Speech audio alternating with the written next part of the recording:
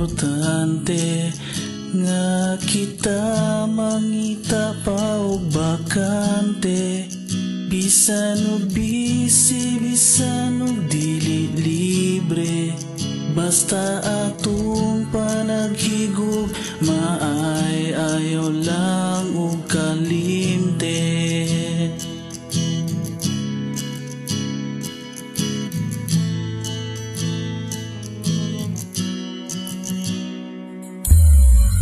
Ayaw na og kasuya na ang uban permi sila gakita, basta wala lang kita magbuhat og sala, ug ang atong panaghigog maay atong gihunahuna.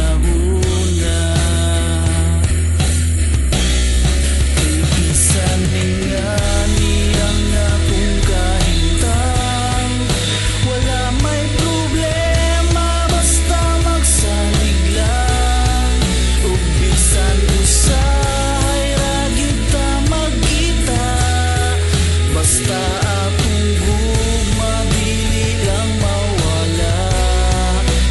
Bisan gamay ra gyud ta og panahon, walay sapay